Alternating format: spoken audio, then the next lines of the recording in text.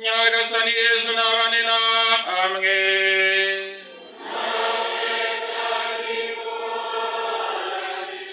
Amagambo yo mu Evanjiri ntagatifu uko yanditswe na Matayo.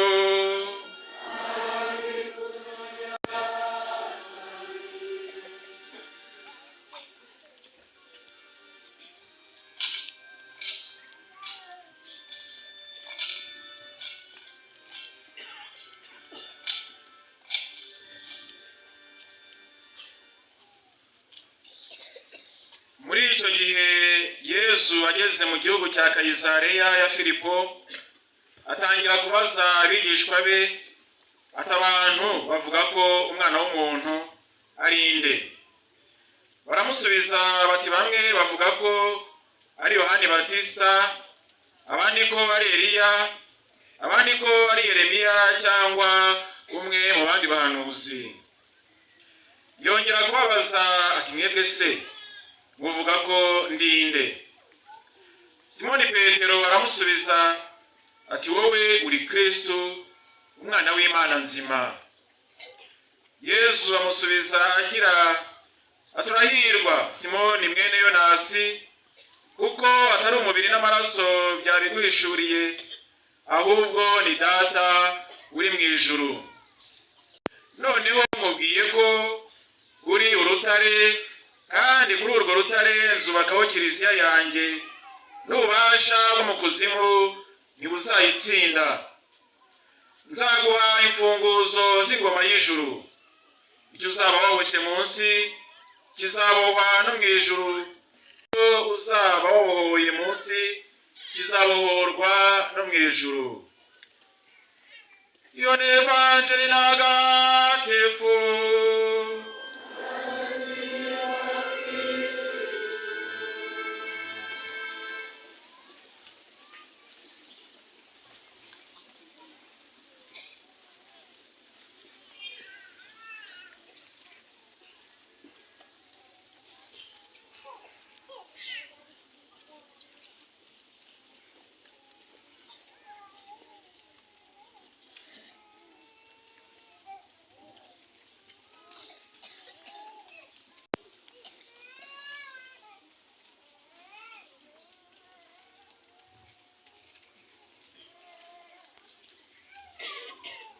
Bavandimwe, turahimbazanya umutima wuje ibyishimo n'ishimwe rikomeye uyu munsi mukuru w'intumwa Petero na Paulo. Kuva mu ntangiriro za Kiliziya, aba bombi bafatwa nk'inkingi za Kiliziya. Iyo tuvuga ko Kiliziya ishingiye ku ntumwa, twamaze ukwemera kwacu, nibo mbere na mbere tuba dutekereza. Tubahimbariza hamwe kuko basangiye ku buryo buhebuje ibintu by'ingenzi byagize ubuzima bwabo, ari byo kwemera, guhamya ukwemera kwabo, ingabire idasanzwe bahawe yo kubaka Kiliziya, bamamaza inkuru nziza, bamamaza Yezu Kristo, ariko kandi bakamwamaza ku buryo bwihariye mu rupfu rwabo bahowe Yezu Kristo i Roma ku ngoma y'umwami Neroni. Ibi byose bigize ubuzima bwabo bahuriyeho, ubuhamya bahuriyeho, nibyo bituma tubahimbariza hamwe n'indatana. Isomo rya mbere ryatubwiye uko byari byifashe mu bakristo ba mbere i Yerusalemu. Baratotejwe ndetse umwe mu ntumwa Yakobo aricwa, Petero arafungwa, nawe ari bukurikire Yakobo, ari bwicwe. Imana iramurokora by'agatangaza, yohereje umumarayika wayo kumubohora ku ngoyi, amukura mu buroko. Twumvise ubuhamya bwa Petero aho amariye ko ntacyo gitangaza Imana imukoreye. Agira ati, noneho menye by'ukuri ko Nyagasani yohereje umumarayika we akangobotora mu biganza bya Herodi kandi akankiza imihigo yose y'imbaga y'Abayahudi. Mu by'ukuri isaha ye yari itaragera, ubutumwa bwe bwari butararangira. Umugambi w'Imana kuri we wari utarasohora. Mu isomo rya kabiri twumvise Pawulo wiyumva ko amagingo yo gusoza ubutumwa muri iyi si yegereje.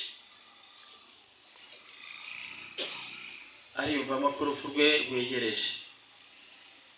Mu magambo ashobora mu mutima we akandikira Timote, twumvise aho agira ati, jyewe dore maze kumera nk'igitambo giseswa, n'amagingo yo kwigendera kwanjye aregereje.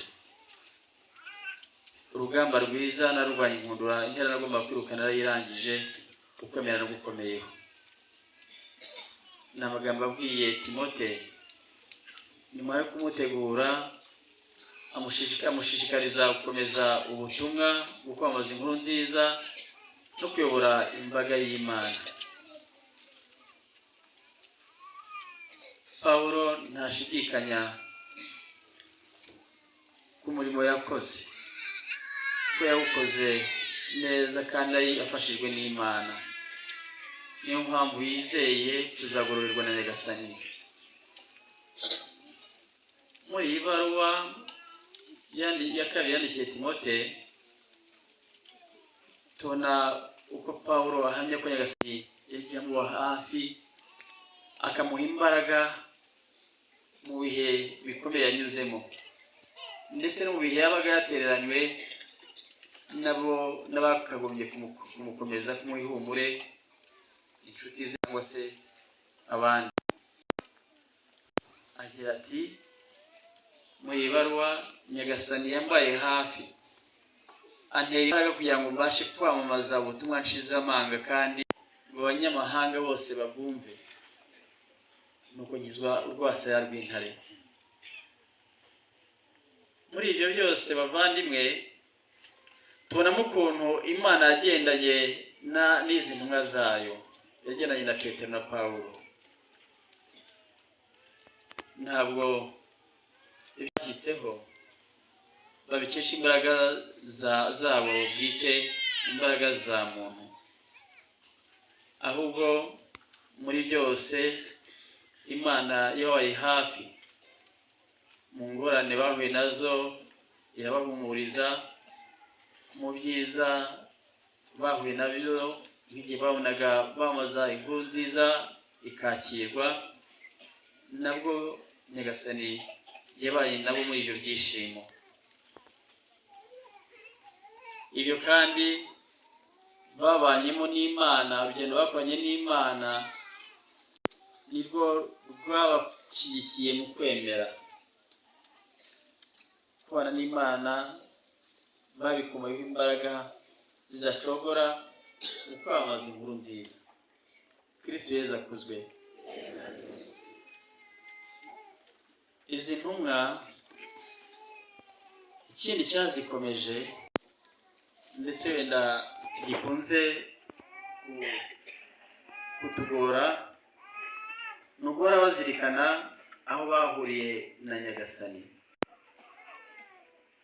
Petero wari umurobyi hamwe na bagenzi be, Yezu akamuhamagara amutumira kumugera umurobyi w'abantu, agasiga byose akamukurikira. Petero wagendanye na Yezu akamubona akora, akumva yigisha, akabona impuhwe zamurangaga mu kugirira neza abantu abo yakizaga.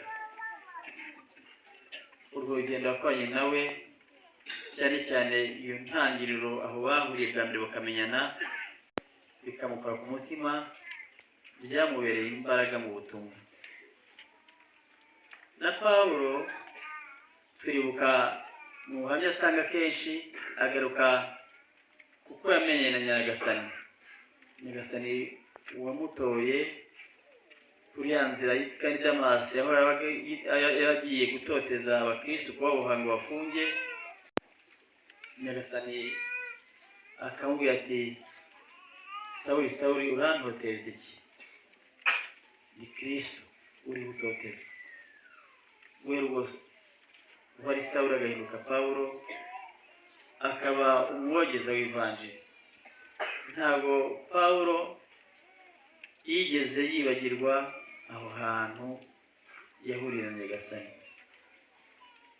Bakristo bavandimwe, niba mushaka gukomera mu kwemera, niba mwifuza kuba indacogora mu byiza mwashyikirijwe na Nyagasani, ni ngombwa guhora muzirikana uko mwamenyanye na Nyagasani, aho mwahuriye. Ndetse no mu buzima busanzwe bw'abashakanye cyangwa se bw'abakundana, aho hantu ni ingenzi. Aho wahuriye Nyagasani, ibihe n'ahantu uhurira na Nyagasani bidufasha gukomera mu budahemuka. Ivanjiri ya none twumvise yatubwiye uguhamya ukwemera kwa Petero. Yezu abaza intumwa ati, abantu bavuga ko umwana w'umuntu ari inde? Ariko abibabaza atagamije cyane cyane kumenya uko hanze bamufata, uko bamwumva, ahubwo arimo gutegura ngo arebe abigishwa be niba intambwe bamaze gutera, bo bagendanaga nawe, bakamubona akora ibitangaza, akamwumva yigisha, kugira ngo arebe amenye niba koko bafite ikinyuranye, bazi uwo ari we. Simoni Petero rero Yezu abajira ati, mwebwe se muvuga ko ndinde? Abaza abigishwa be, yarasubije ati, wowe uri Kristo umwana w'Imana nzima. Mu kwemera kwe, nyuma y'iminsi agendana na Yezu, Petero ahamya ko Yezu atari umwe mu bahanuzi, atari umuntu usanzwe, ahubwo ko ari umukiza, ari Mesiya, uw'Imana yari yasezeranyije umuryango wayo. Yemera ko Yezu ari Imana. Ni kuri uko kwemera gukomeye Yezu Kristo yubakaho Kiliziya, kandi niko igomba kwamamaza. Kiliziya y'Imana igomba kuba umuhamya gutangaza uko kwemera ko Yezu Kristo ari umukiza, ari Imana, ari uwaje kugira munsi kugira ngo afashe muntu, ayobore muntu mu nzira y'umuhamagaro Imana yamuhaye igihe mushyize kuri iyi si, yamuremeye ubugingo bw'iteka, amuremeye kubana nayo. yaje rero kugira ngo akize umuntu ku cyari cyose cya kwitambika iyo mpamvu uwo muhamagaro nyamukuru wa muntu wacu twese. Petero rero yamaze kwemera Yesu nawe akanyurwa, akamubwira ati uru rutare kandi kuri urwo rutare nzubakaho kiliziya yanjye, n'ububasha bwo mu kuzimu ntibuzayitsinda, nzaguha imfunguzo z'ingoma y'ijuru. Bavandimwe, ku munsi nk'uyu ni umunsi wo guhamya no kwishimira ukwemera kwacu. Umunsi w'abatagatifu Petero na Paulo, inkingi za kiliziya, utubera umwanya wo kongera kuzirikana Papa, umusimbura wa Petero, ndetse n'abepiskopi bose, tukabasabira komera kuri Nyagasani, kuba indahemuka. Ni umunsi duhimbaza twunze ubumwe na kiliziya yose. Tujye rero mu mutima wacu ayo matwara y'umuryango wunze ubumwe, umuryango wubakiye ku kwemera intumwa Petero na Paulo na bagenzi babo bagokeye, kandi duharanire rwose kugukomeraho. Mu kanya hari abavandimwe bagiye kubatizwa, hari n'uruze kwakirwa muri Kiliziya Gatolika. Igihe cyose duhimbaza amasakaramentu, tujye tuzirikana impano y'agatangaza, igiciro gikomeye Nyagasani atugabira. Igihe cyose tutuye igitambo cy'Ukaristiya, igihe turi muri liturujia duhimbaza amatagatifu. Bavandimwe rero, uyu munsi mukuru wa Petero na Paulo duhimbaza, ndetse n'ijambo ry'Imana twumvise nidufashe kumva no kuzirikana nanone ukuntu kiliziya yavutse ku bushake bw'Imana kandi bakiye ku isezerano ryayo.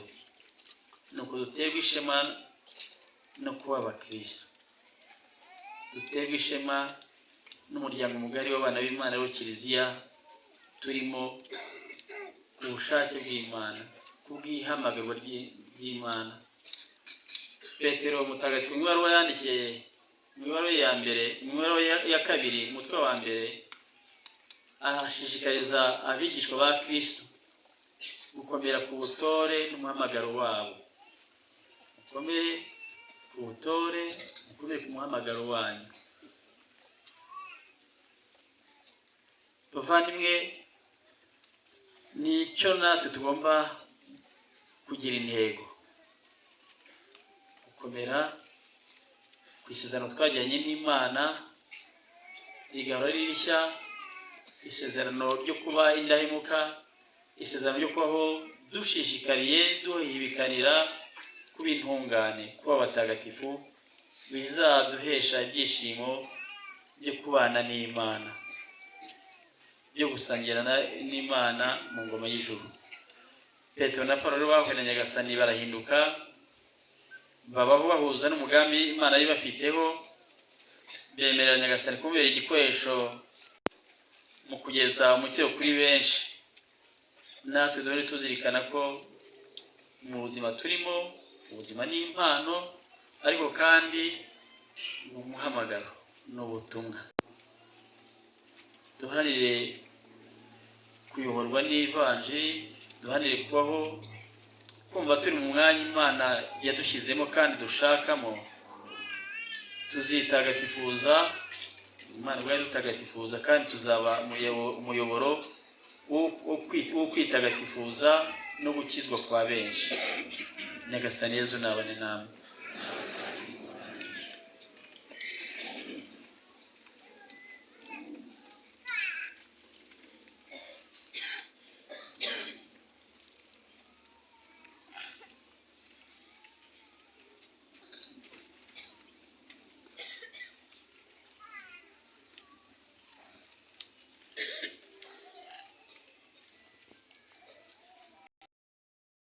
Nyuma y'inyigisho tumaze guhabwa n'intumwa y'umwepiskopi mu karere k'Ikenogosho kacu ka Masaka.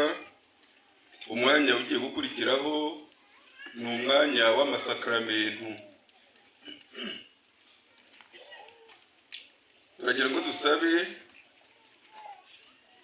uri bwakirwe muri Kiliziya Gatolika uvuye mu episkopari ko yambere akakirwa muri Kiliziya Gatolika.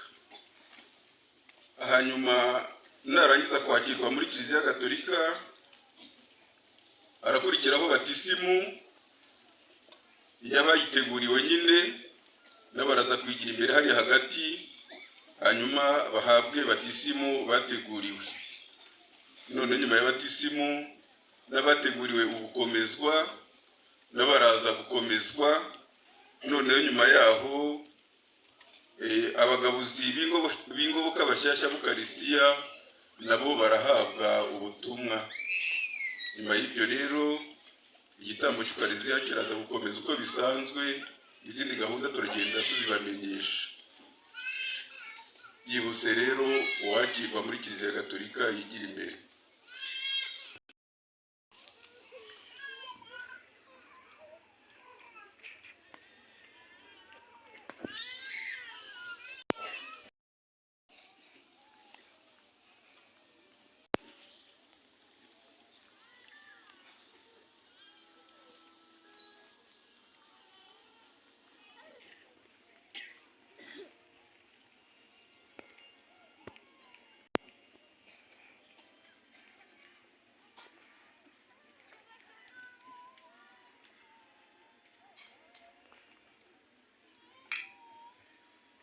Yvette Irakoze,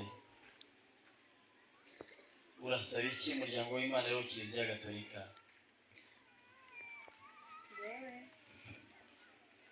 Ndasaba kuba umuyoboke wa Kiliziya Gatolika ntagatifu mu buryo bwuzuye, kandi ndemera ibyo Kiliziya Gatolika yemera kandi yigisha itorero. Nshaka gusangira ubumwe bwuzuye n'abayirimo.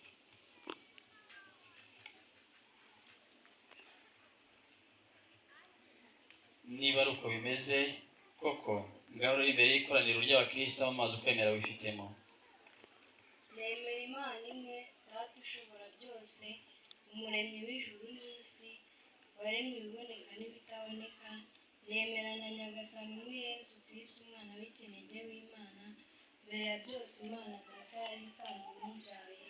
Ni Imana ikomoka ku Mana, ni urumuri rukomoka ku rumuri, ni Imana nyakuri ikomoka ku Mana nyakuri. Yarabyawe ntiyaremwe, asangiye kamere na Se, niwe byose bikesha kubaho. Byatumye amanuka mu ijuru ngo twebwe abantu no kugira ngo dukire. Yasamwe ku bwa Roho Mutagatifu, abyarwa na Bikira Mariya, nuko aba umuntu. Yabambwe ku musaraba witwa ku ngoma ya Ponsiyo Pilato, niho yababaye arapfa maze arahambwa. Nuko ku munsi wa gatatu arazuka nk'uko byari byaranditswe. Kandi azamuka ajya mu ijuru iburyo bw'Imana Data, kandi azagarukana ikuzo gucira imanza abazima n'abapfuye. Ingoma ye izahora iteka. Nemera na Roho Mutagatifu Nyagasani utanga ubugingo, arasengwa arasingizwa hamwe n'Imana Data na Mwana, niwe wabwirije abantu ibyo bavuga. Nemera na Kiliziya imwe ntagatifu Gatolika kandi ishingiye ku ntumwa. Ndahamya ko batisima n'imwe ikiza abantu ibyaha, kandi ntegereje izuka ry'abapfuye n'ubugingo bwo mu gihe kizaza. Amen. Yvette Irakoze,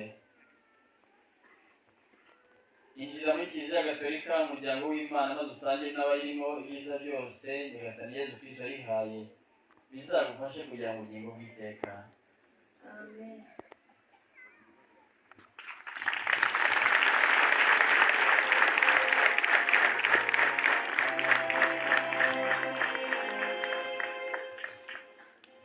Yvette batisimu wahawe yatumye ivuka bundi bushya bw'amazi na Roho Mutagatifu. None rero gusize mu ruhanga Kristo imikiza, kugira ngo uhore wunze ubumwe na Kristo we musaseridoti umuhanuzi n'umwami.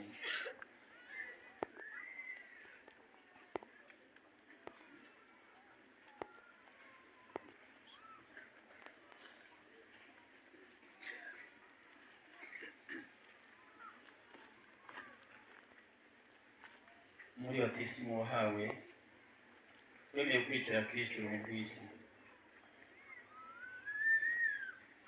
Muri batisimu wahawe kandi wagize ikiremwa gishya, wambara Kristo. Akira umwambaro wera uzawujyane utambiye imbere y'Umwami wacu Yesu Kristo, umucamanza w'intabera, kugira ngo bizajye ubugingo buhoraho.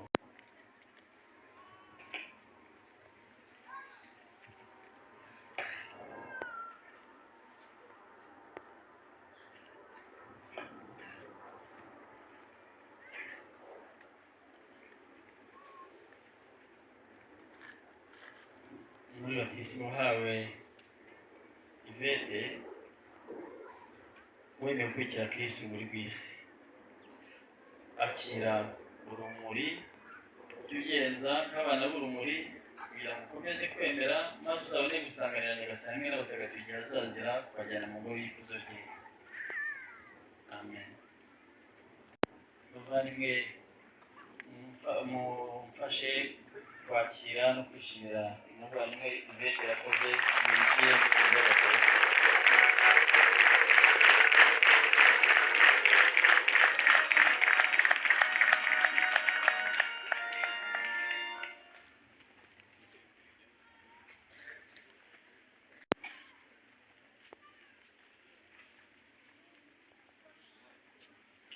Tugiye no kumuha isakame ryo gukomezwa.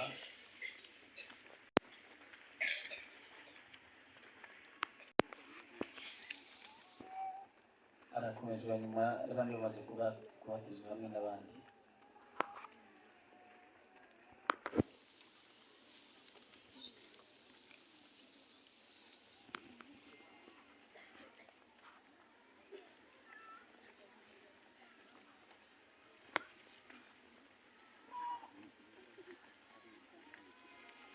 Bavandimwe, tugeze mu mwanya wo guhimbaza amasakaramentu matagatifu.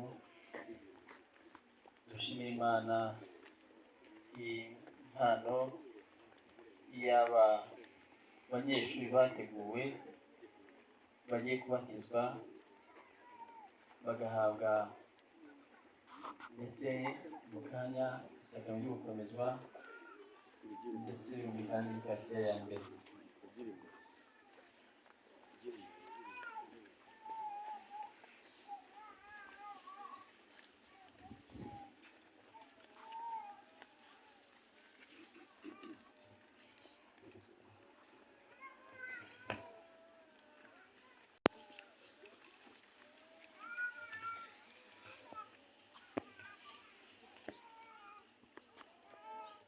Turatangira abayoboke b'Imana kubohoka ku ngoyi ya Sekibi.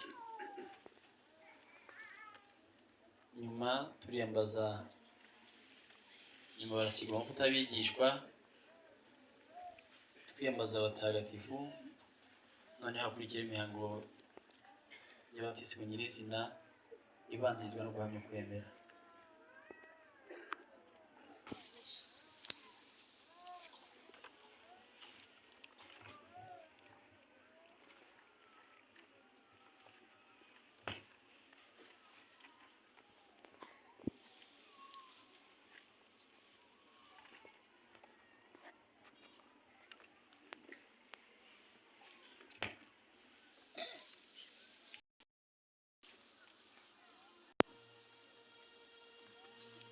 Dusabire aba bigishwa bagiye kubatizwa kubohoka ku ngoyi ya Sekibi. Dusabire mucishije umwanya muto tubasabira mu bantu, kugira ngo tubane ku bubasha bwa Sekibi, kandi akure umuntu umwijima, maze amwinjize mu bwenge bw'agatangaza bw'urumuri rwawe. Turakwinginga tworoheje kugira ngo aba bana nubarakora ubwandu bw'icyaha cy'inkomoko, wagiye ingoro yawe ntagatifu, kandi bahe umutagatifu wawe baturemo, kubwa Kristo umwami wacu. Ububasha bwa Kristo umukiza bubakomeze n'ibigaragazwa n'amavuta y'agakiza tubasigira muri Kristo Nyagasani.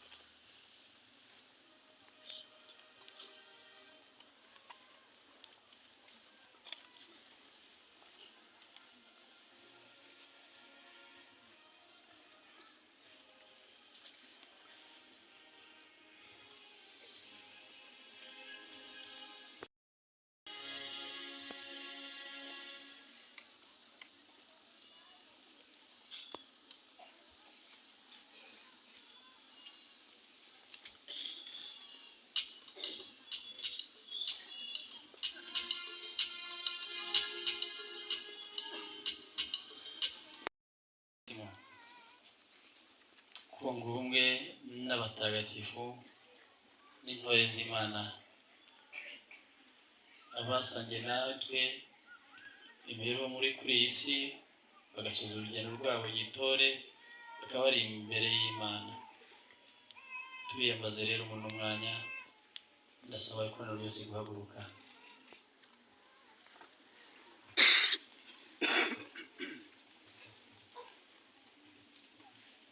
Maria mutagatifu nyina w'Imana, Yosefu mutagatifu, Petero na Paulo batagatifu, abahowe Kristu y'Uganda batagatifu, bazina bacu batagatifu, babyeyi nshuti namwe bene wacu mwese mwageze mu ijuru, batagatifu namwe batagatifukazi b'Imana,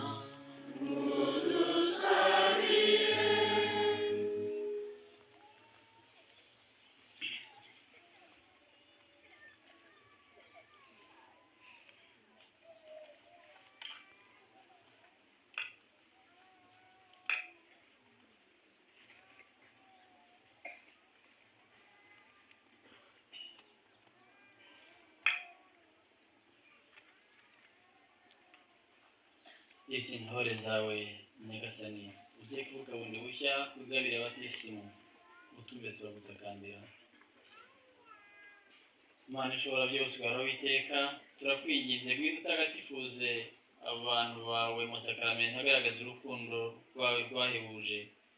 Ohereza roho mutagatifu tugira abana bawe, ahe ubugingo bushya abagiye kuvuka ku iriba ry'abatisimu, kugira ngo iyo tugiye gukora n'ubwoko bwacu ntacyo twishoboreye bibagirira akamaro ku bubasha bwawe kubwa Kristu umwami wacu.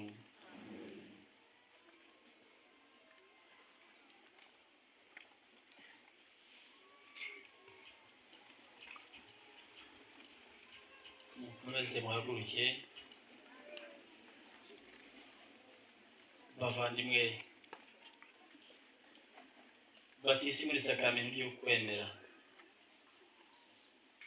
Mu isezerano rya kera Imana yasabye umuryango wawe guhitamo hagati y'ubugingo n'urupfu, hagati y'umugisha n'umuvumo. Nuko Imana irababwira iti hitamo rero ubugingo kugira ngo wowe n'abakomokaho mubeho mukunda Uhoraho Imana yanyu, mwumvira ijwi rye kandi mumwizirikaho. Ibi rero ni ibyo gukomerwaho cyane cyane kurushaho mu isano rishya tugira n'Imana muri Yezu Kristu. Ubuzima bw'umukristo no kwizirika ku Mana nzima kandi nyakuri yigaragaje muri Yezu Kristu. Ubwo buzima busaba kwitandukanya n'umugenga w'isi wa mubeshyi wa kera na kare wa mwanzi w'Imana n'abantu. Batisimu no kwinjira mu rumuri, bityo ikaba no kwitandukanya n'umwijima. Ibyo bikagaragarira muri oya na yego bitangazwa n'ugiye kubatizwa ndetse n'uburyo w'abatisimu, mu gihe bahakana shitani ibyayo byose kandi bakamamaza ukwemera kwabo. Tugiye rero guhamya ukwemera kwacu. Bavandimwe nkunda, aya mazi mugiye kubatizwa muri ikimenyetso cy'ubuzima bushya Imana yabahaye muri Yezu Kristu. Murabizi kandi ko icyaha kibangamira ubwo buzima. None rero hamwe n'imbaga y'ababatijwe mwanze shitani n'imigenzereze yayo yose n'ibyo duhendesha ubwenge byose, mwemera Imana Data ushobora byose bari mu ijuru n'isi, mwemera na Yezu Kristu umwana we w'ikinege n'umwami wacu wajyawe na Bikira Mariya akababara agapfa akazuka mu bapfuye none akaba yicaye iburyo bw'Imana se. Mwemera roho mutagatifu na Kiliziya Gatolika ntagatifu n'urusange rw'abatagatifu n'uko abanyabyaha babikizwa n'izuka ry'imibiri yacu n'ubugingo buzabora witeka.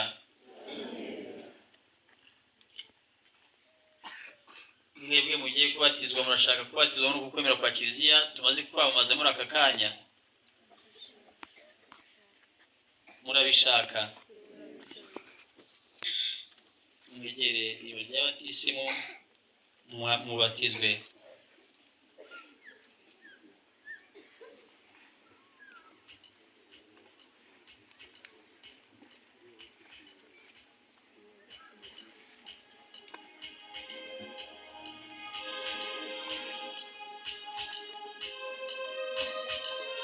Kera irasetsa jewe ndakogeza mu izina ry'Imana Data na Mwana na Roho Mutagatifu.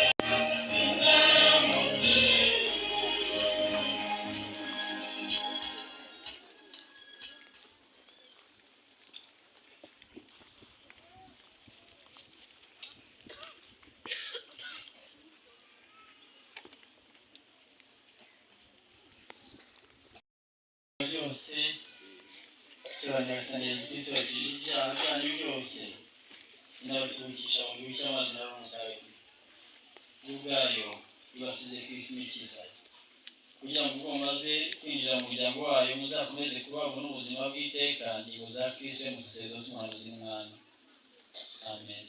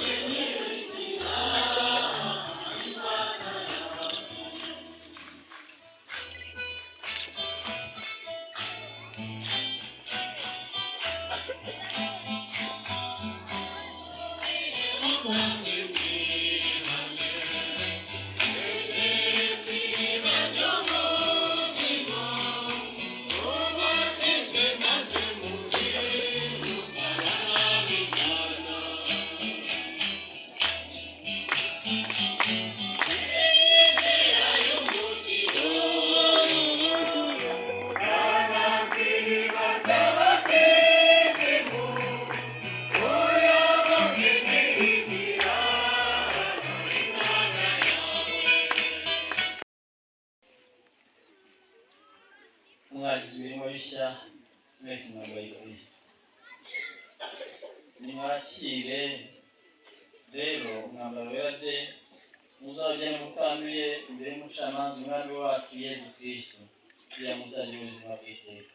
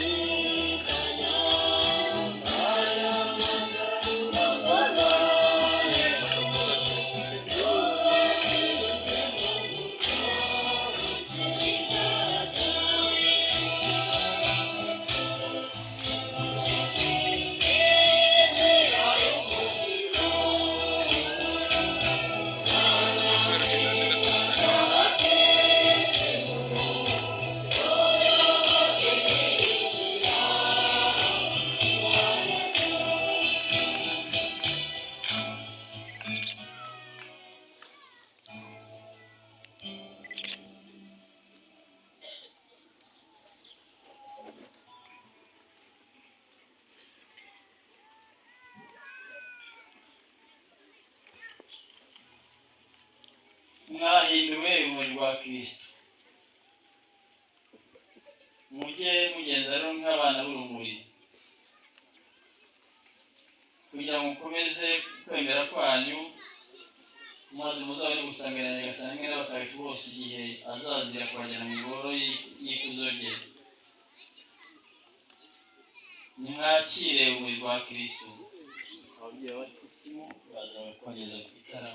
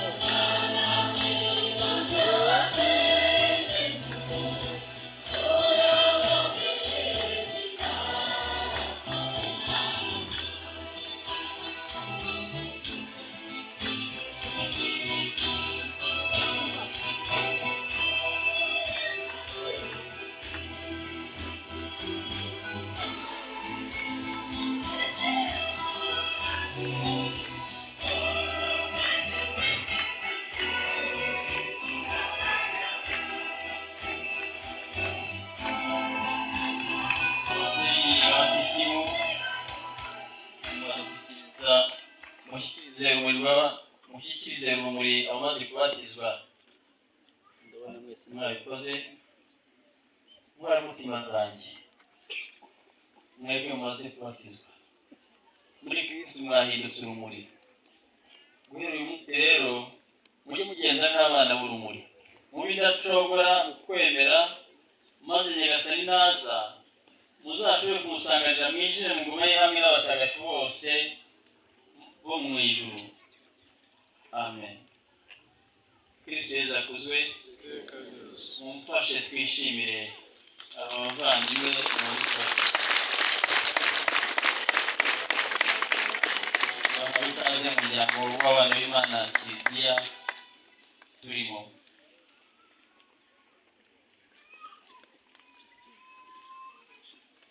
Nakurikiyeho rero guhimbaza sakramento ry'ugukomezwa. Sakramento ry'ugukomezwa igira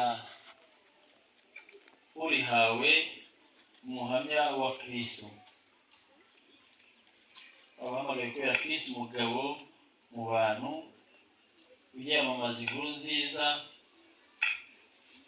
ijambo ry'Imana, ariko cyane cyane binyuze no mu mibereho ye, mu myifatire yubakiye ku Ivanjiri. Turatangira rero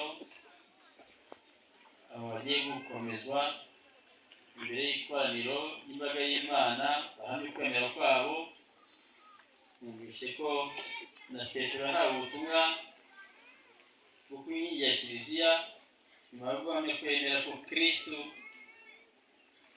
kwezi ari Kristo, ko ari umwana w'Imana. Namwe rero bavandimwe mugiye guhamya mbere y'ikoraniro ukwemera mwifitemo, noneho nyuma mubone ubwakira ingabe z'Imana muherwe mu sakramento ziratambukira mukamburwaho ibiganza ndetse no gusiga umwuka mutagatifu.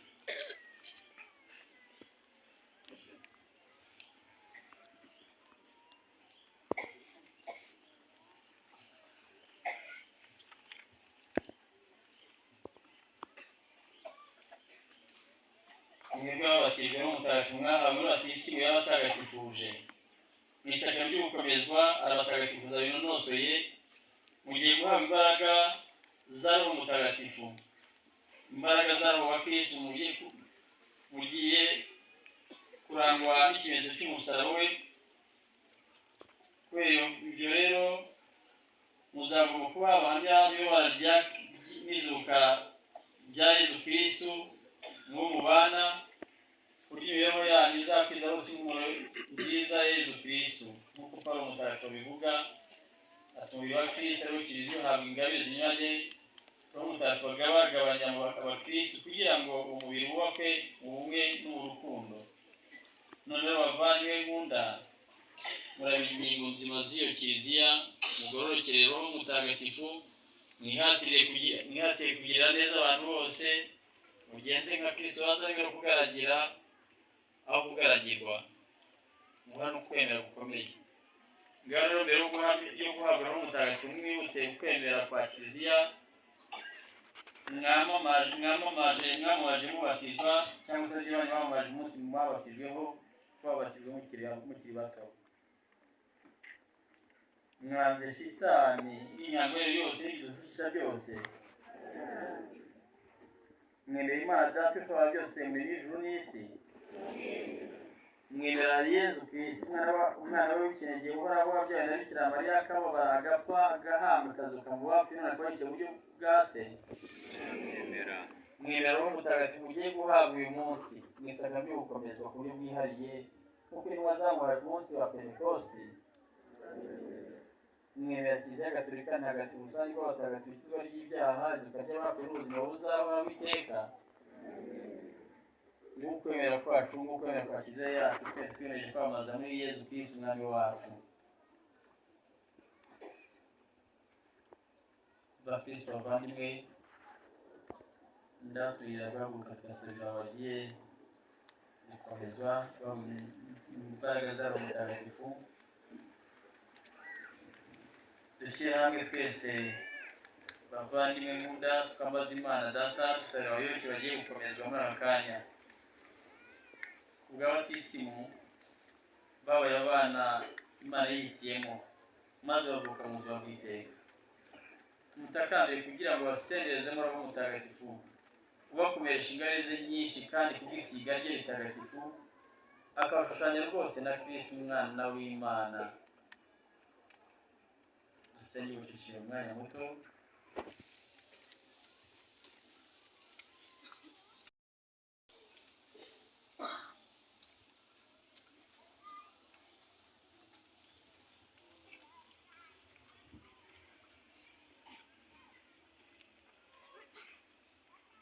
Imana ishobora byose, si umwami wacu Yesu Kristo, ababyeyi bundi bushya abayoboke bawe ubw'amazina y'umutagatifu ubakiza icyaha.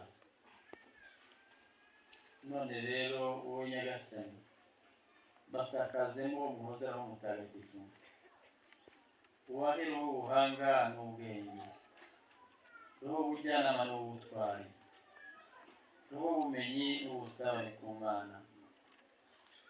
Basenderezemo roho w'icyubahiro n'urukundo kubwa Yesu Kristo umwami wacu.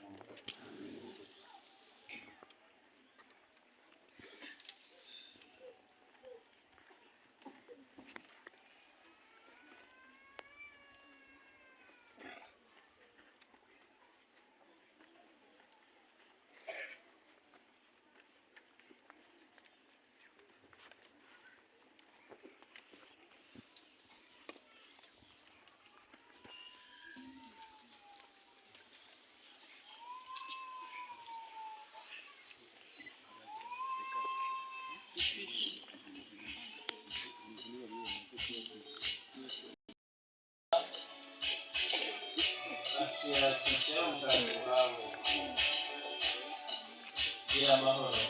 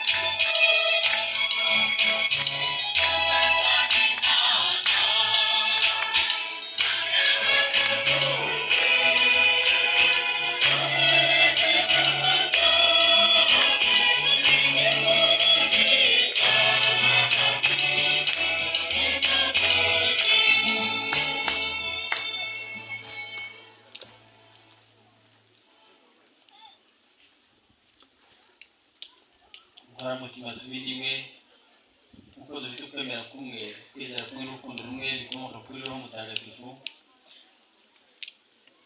tubiye duhera no kwisengesho dusenge Imana idukunda kandi natwe twiyafite kwikunda kuruta byose mu buzima bwacu bwa buri munsi dusoze umuhango wo gukomezwa dusabira abamaze gukomezwa twirinde kuri Nyagasani no gukomera ku kwemera abamubaje bakagenda imbaraga zo guhamya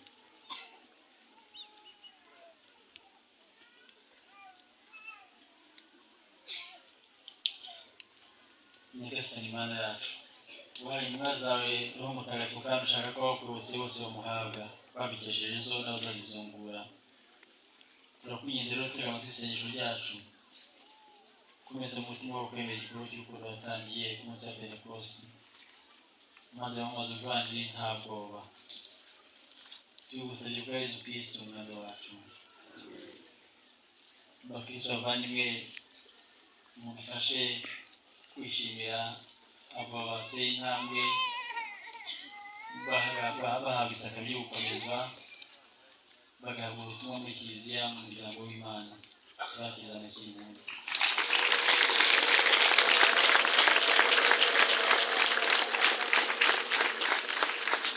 bakuze basoma imyanya yabo tugakomeza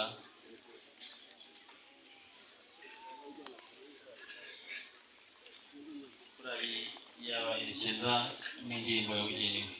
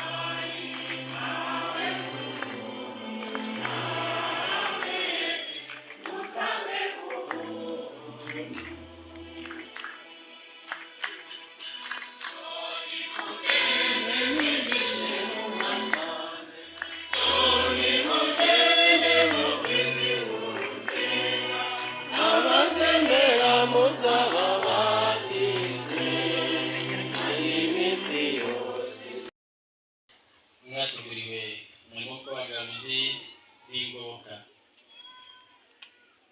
Umukiza wacu Yesu Kristo yari ku meza bwa nyuma mu ijoro yatanzwemo igitambo cy'Ukaristiya mu bihe n'amaraso bye kugira ngo igitambo cy'umusaraba gihoreho ibihe byose igihe azagarukira no kugira ngo asigire ikiziguzo rw'urupfu rwe n'izuka rye. Igisakara ry'urukundo n'ikimenyetso kimwe inyinshi y'urukundo isangiro rya Pasika. Kristo yemeye kurigaho yuzura inema kwisatura ingwate y'ikuzo rizaza. Nicyo gituma Kiliziya ishishikariye kubona abakristo bashobora guhabwa Ukaristiya bazi icyo bahabwa, bafite urukundo n'umwete uwo murimo mutagatifu, kandi bagashobora guhabwa kenshi uko bishoboka umubiri wa Yesu Kristo dukesha ubuzima. Koko rero Yesu ari mu Ukaristiya ntiyavuze gusa ati nimwakire murye, ahubwo yanemeje ko abatarya umubiri we muzima watangiwe gukiza abantu batazagira ubugingo bw'iteka. Ubwo rero bavandimwe, abifuza guhabwa iryo funguro ritagatifu ari benshi, n'abasaserdoti bashobora kuribaha bakaba bake. Niyo mpamvu y'ubutumwa ya Papa Paulo wa gatatu yemereye abepiskopi bo mu Rwanda n'u Burundi gutoranya mu bihaye Imana abatari abasaserdoti n'umubarayiki abandi bantu bashya batanga Ukaristiya no kubaha ubutumwa bwo kuyitanga nubwo batahawe ubusaserdoti. Ubwo rero mwatorewe uwo murimo, muzirikane iyo mpano ikomeye, icyo cyizere gikomeye Imana yabagiriye, Kiliziya yabagiriye. Mwiteguye rero guhabwa ubwo bubasha uyu munsi mu kuzirikana no gusenga. Mwiteguye musenga, mwiteguye muzirikana izi nshingano ubutumwa mugiye guhabwa. Niyo ituma rero tugiye gutangira ububasha imbere y'ikoraniro mu izina ry'umwepiskopi, kuko umwepiskopi ari we nyagasani yashinze ubutegetsi n'ububasha bwo gutunganya imitangire myiza kandi ifite akamaro y'amasakaramentu, kugira ngo twizere ko babuhabwa uko bikwiye.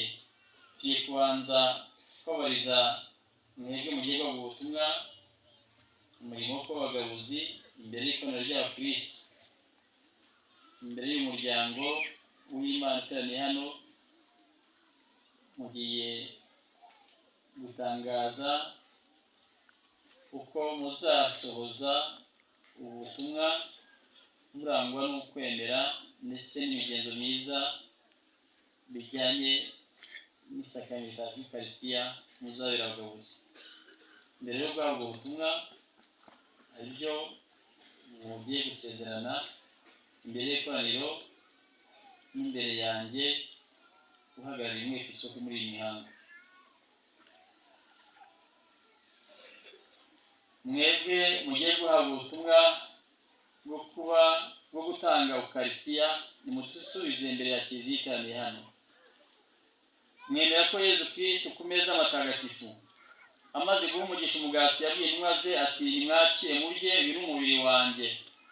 Amaze no guha umugisha inkongora divayi yongeye ati nimwakire munywe, aya ni amaraso yanjye, amaraso y'isezerano rishya kandi rizahoraho iteka, yamenewe benshi cyane ngo bakire ibyaha. Murabyemera? Turabyemera. Mwemera ko Nyagasani igihe abwiye intumwa ze ati mujye mukora mutya munyibuka ko yabahaye ububasha n'iteko ryo gukomeza gukora icyo yari amaze gukora, ko ayo meza matagatifu kugeza yazagarukira? Murabyemera? Turabyemera.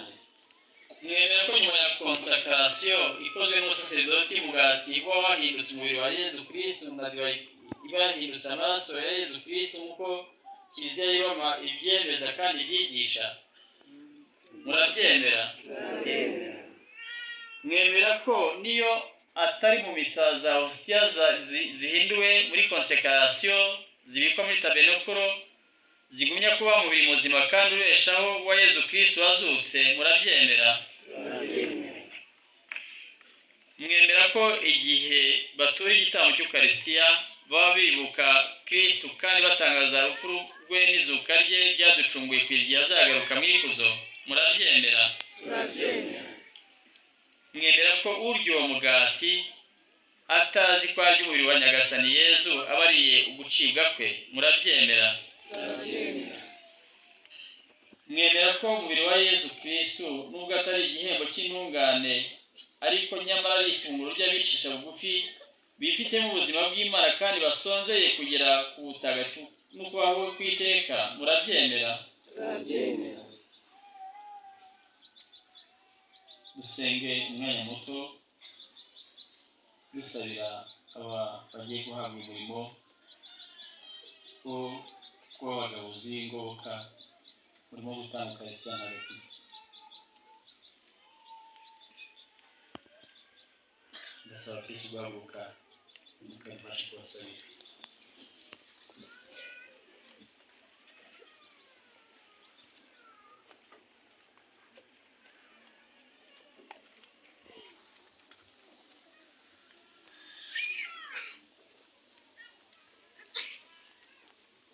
Imana ihoraho kandi ishobora byose, umubyeyi w'umwami wacu Yezu Kristo, wowe washatse kuduha umugati wo mu ijuru, umugati nyakuri uha isi ubuzima, igihe uduhaye umwana wawe w'ikinege. Wowe washatse ko umwana wawe aduha umubiri we ho ifunguro roho zacu rya buri munsi. Abagaragu bawe abayoboke bakugarura umutagatifu bahukwemera gukomeye, umutima utanduye, urukundo rusendereye, kugira ngo bakomeze gukora neza umurimo bashinzwe kubera abana bawe basonzeye ubutagatifu, kubera uburanga bwa Kiliziya yawe no kubera ikuzo ry'izina ryawe ritagatifu, ubwa Yezu Kristo umwami wacu.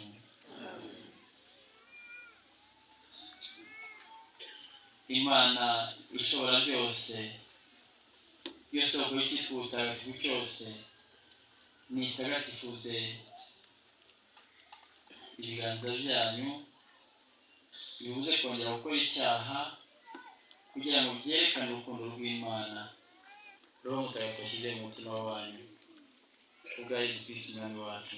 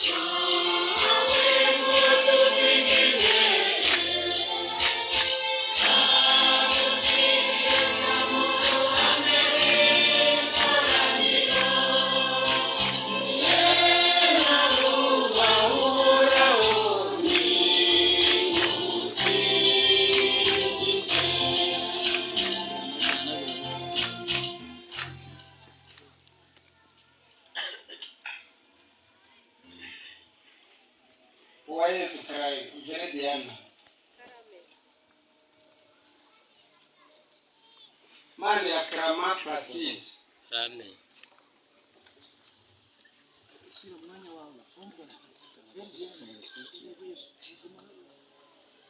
Hakizimana Jean Baptiste, Amen. Mukandayisenga Marie Chantal, Mukarwego Julienne, Mukagasana Saverina, Nturanyenabo Edouard, Mukakarara Marie Chantal, Mukankuranga Josephine, Nkundimfura Jean de Dieu, Namahoro Rita, Mukezamfura Florien,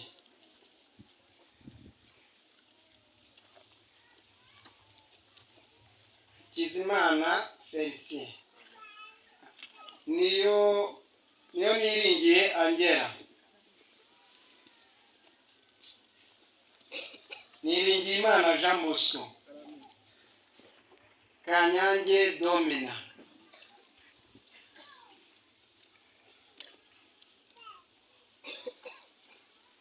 Ntagozera Bernard,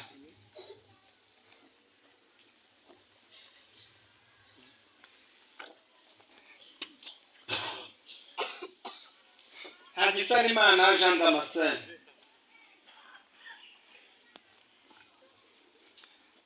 Leopold Nkurunziza, Mukandori Faina, Mukankuranga Petronile, Mutegwantebe Florence, Tegekimana Valence, Hagenimana Valence, Niyonsaba Shema Claude, Bigirimana Tarsisa, Wanyirigira Yvonne, Ruzindana Jean Claude, Murinda Bigwi Paul, Mutuyemungu Valeri, Mukamabuka Epifani, Iranyibagirwa Ferdinand, Mukeshimana Jeanne d'Arc, Habimana Jean, Mukayiranga Marie-Irene, Nyirandorimana Theodosie, Muhawenimana Angelique, Sanzamahoro Ferdinand,